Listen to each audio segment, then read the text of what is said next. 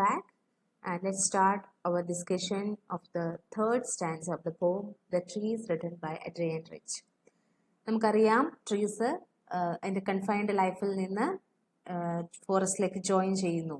അതിനുള്ള ശ്രമങ്ങളാണ് നമ്മൾ സെക്കൻഡ് സ്റ്റാൻസയിൽ ഡിസ്ക്രൈബ് ചെയ്തിരുന്നത്. അതിനെക്കുറിച്ച് പോയിട്ട് ഡിസ്ക്രൈബ് ചെയ്തിരിക്കുകയാണ് സെക്കൻഡ് സ്റ്റാൻസയിൽ. അതിൻ്റെ വുമൻ സിംബോളിക് ഇൻ്റർപ്രിട്ടേഷനും നമ്മൾ ചെയ്തിരുന്നു.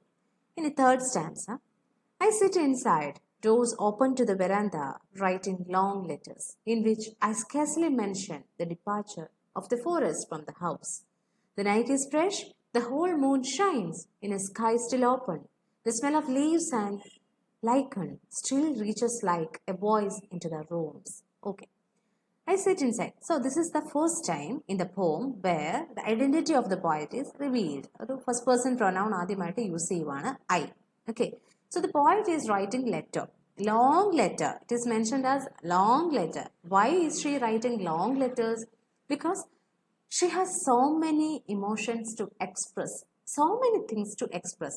എന്തൊക്കെയായിരിക്കാം? ഒത്തിരി ഫീലിങ്സ് ഉണ്ട്, ഒത്തിരി ഇമോഷൻസ് എക്സ്പ്രസ് ചെയ്യണം. എന്തൊക്കെ ഇമോഷൻസ് ആയിരിക്കാം? She knows that till that time a house is full of trees, അല്ലേ? ആ ട്രീസ് എല്ലാം പോവാണ്. അപ്പോൾ അവർ പോകുമ്പോൾ ഉണ്ടാവുന്ന ഒരു ബാരൻനെസ്, ഒരു എംപ്റ്റി, ആ ഒരു സങ്കടമായിരിക്കാം.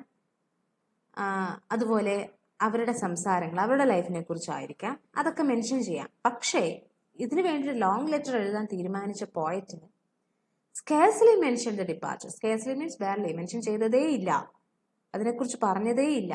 ഡിപ്പാർച്ചർ എന്ന് പറഞ്ഞാൽ പോവുക. ഡിപ്പാർച്ചറിന് ഒരു ഓപ്പോസിറ്റ് പറഞ്ഞാൽ നമുക്കറിയാം അറൈവൽ, അല്ലേ? ഇപ്പോൾ ഡിപ്പാർച്ചർ ഓഫ് ദ ട്രീസ്, അവർ പോകുന്ന വിവരം ആ ലെറ്ററിൽ മെൻഷൻ ചെയ്തതേ ഇല്ല. Why? What might be the reason? അതിന് നമുക്ക് രണ്ട് രീതിയിൽ പറയാം. ഒന്നില്ലെങ്കിൽ the poet knows the fact that definitely this is the need of the hour. അതായത് definitely the trees need to enjoy the life outside, the life in the forest.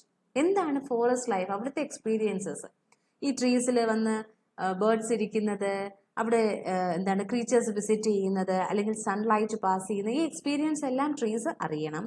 അതുകൊണ്ട് അത് പോകണം. Definitely just think that this is the imagination of the poet. അപ്പം അത് വേണം, അത് അറിയണം എന്നുള്ള ഫാക്ട് അത് അവൾ എഗ്രി ചെയ്യുന്നു, പോയിറ്റ് എഗ്രി ചെയ്യുന്നു. ഒരു പോയിന്റ് അതാണ്. അറ്റ് ദ സെയിം ടൈം നമുക്ക് പറയാം people are least bothered about what is happening around them. നമുക്ക് ചുറ്റും എന്താ സംഭവിക്കണമെന്ന് പോലും അറിയാൻ സമയമില്ല നമുക്ക്. May be then why she should waste her time by writing about these things, mentioning about these things എന്ന് ചിന്തിച്ചു കാണും. എഴുതി വെറുതെ സമയം കളയണം എന്തിന്? ആർക്കും ഇതിനെക്കുറിച്ച് വായിക്കാൻ താല്പര്യമുണ്ടാവില്ല. ട്രീസിന്റെ ഡിപ്പാർച്ചറിനെ കുറിച്ചൊക്കെ വായിക്കാൻ ആർക്കെങ്കിലും താല്പര്യമുണ്ടോ? ഇല്ല. Then why she should mention? അപ്പം അതങ്ങനെ. അത് കഴിഞ്ഞ് വരുന്നു the night is fresh, the whole moon shines. Night വളരെ ഫ്രഷ് ആയിട്ടുള്ള നൈറ്റ് ആണ്. യെസ്, ഒരു ഫ്രഷ് ആണ്. കാരണം എന്താ? പുതിയ പുതിയ കാര്യങ്ങൾ സംഭവിക്കാൻ പോവാണ്. The whole moon shines. This is very important. The whole moon shines. Whole moon ആണ്, full moon ആണ്, and it is shining brightly in a sky still open. കണ്ടോ? Still open. Why it is still open? Why it is said as still open? Because the trees have not yet joined the forest. Forest empty ആണ്.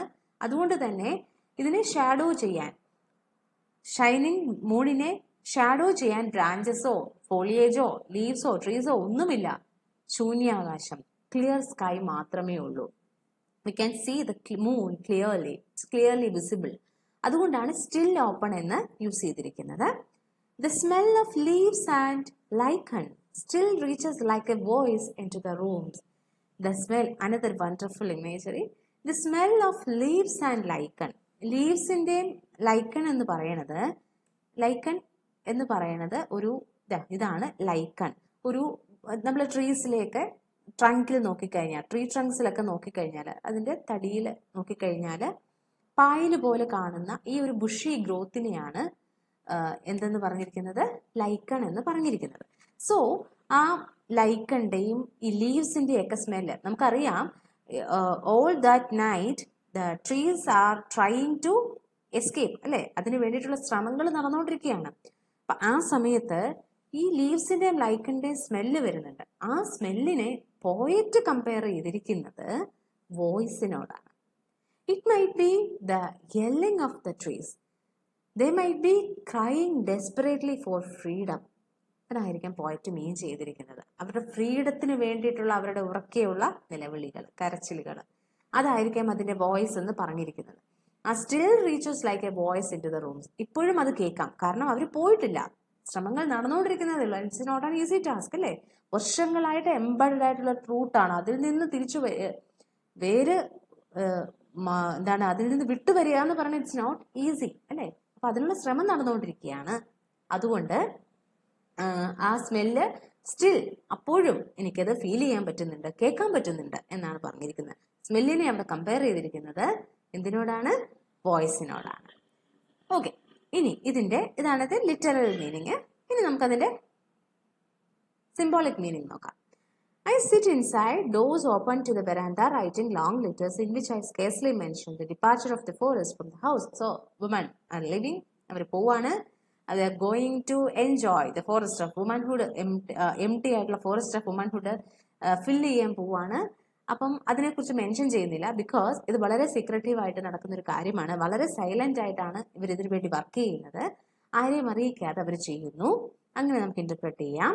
Then the night is fresh, the whole moon shines. അന്ന് ചിന്തിച്ച്, the whole moon shines in a sky still open. Okay, ഈ മൂണിനെ the male member of the society, members of the society എന്ന് interpret ചെയ്യുക.